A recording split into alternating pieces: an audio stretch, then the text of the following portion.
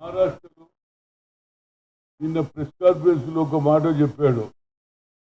ఈ ఉద్యమాన్ని ఆపు, బీజేపీలో చేరు, లేకపోతే నీ కుటుంబం నీ మీద ఏది ఆఖరుకు బీజేపీలో చేరకపోతే అంతు చూస్తామని బీజేపీ నాయకులు అల్టిమేటం ఇవ్వడం ఎంతవరకు న్యాయమని అడుగుతున్నారు.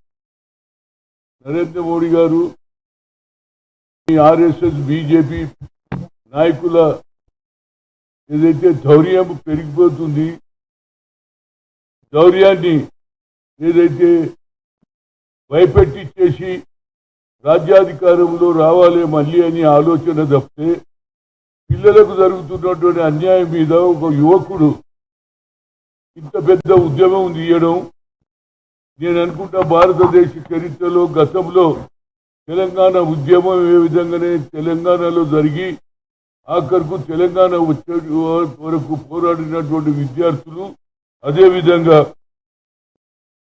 అభిషేక్ దీప్కే గారు కూడా కాంప్రమైజ్ కాకుండా ఎన్ని బెదిరింపులు పెట్టినా నేను తల ఉంచను, మీ పార్టీలో చేరను అని నిర్ణయం తీసుకున్నాడు. కాబట్టి ఆఖరుకు మొన్న జరిగినటువంటి పార్లమెంటు సమావేశంలో 24 లాఠీల దెబ్బలు తిన్నారు, ఏది బుల్లెట్ దెబ్బలు తిన్నారు, అన్ని తిన్నా కానీ ఎక్కడ కూడా కాంప్రమైజ్ కానటువంటి యువకుడు ఏం దౌర్జన్యం అంటున్నా. దానికి బిల్లు పెడితే ఏదైతే మంత్రిని అయితే మార్చారు, కానీ ఆయన ప్లేసులో ఎవరైతే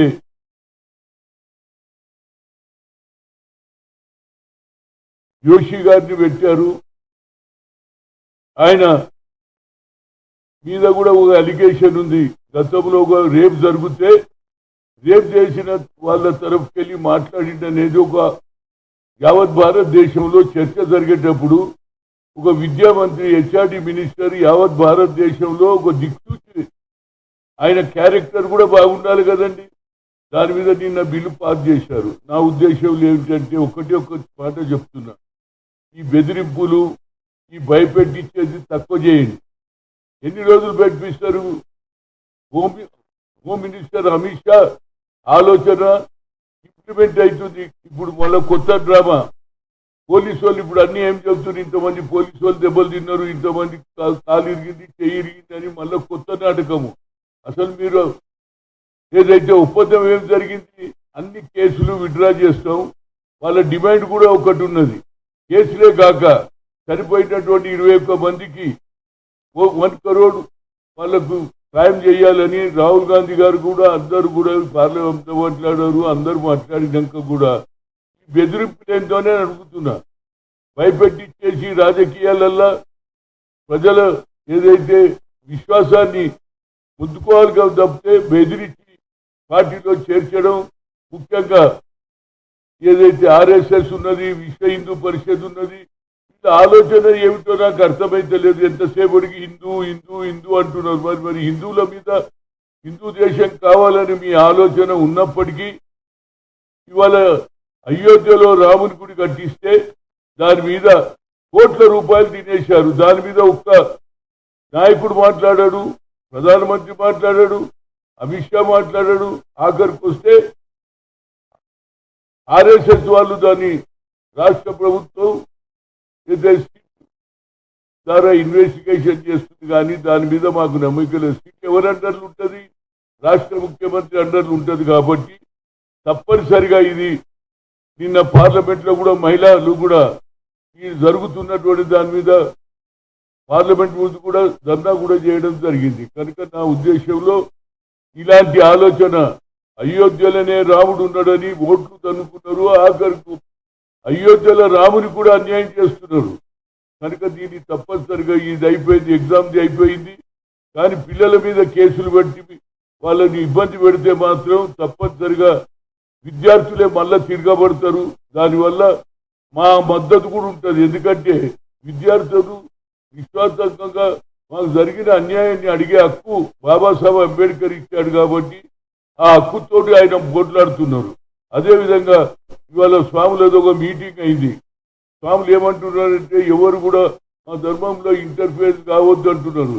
నేను స్వాములను అడుగుతున్నా, అయ్యా పెద్ద పెద్ద పీఠాపతులు అడుగుతున్నా, చిన్న జిఎస్ స్వామిని అడుగుతున్నా, ఒక్కరు మాట్లాడలేమురా బాబు. అయోధ్యలో ఇన్ని కోట్ల రూపాయలు బంగారము ఉండి దోచుకుంటే ఒక్క స్వాముల వారు పీఠాధిపతులు ఎందుకు మాట్లాడారు నాకు అర్థం కాదు. ప్రవచనాలు చేయడమేనా? మా దాంట్లో ఎవరు ఇంటర్ఫెన్స్ కావద్దని మీటింగ్ పెట్టుకున్నారు తిరుపతిలో. నేను నిజంగానే మంచిదే, కానీ స్వాముల వారు మీరు దీని మీద కూడా ఆలోచన చేయాలి. అదే తిరుపతిలో ఉండి లెక్క అవుతుంది ప్రతిసారి.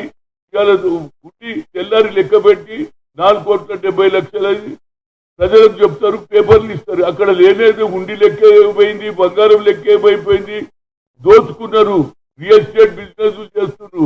అక్కడ ఉన్నటువంటి ఎవరైతే కర్తలు ఉన్నారో, ఎవరైతే దానికి ఇన్ఛార్జీలు ఉన్నారో వాళ్ళందరూ మోసం చేసి వాళ్ళు దోచుకున్నారు. కాబట్టి దీని మీద కూడా చర్చ జరగాలి. చర్చ కాదు, ఎవరైతే అందులో నాయకులు ఉన్నారో, ఎవరైతే అందులో ఏది ధర్మకర్తలు ఉన్నారో వాళ్ళ మీద యాక్షన్ తీసుకోవాలి. ఆ డబ్బుతో ఇవాళ తిరుపతిలో వచ్చిన ప్రతి డబ్బు కూడా ప్రజలకు ఉపయోగపడుతుంది.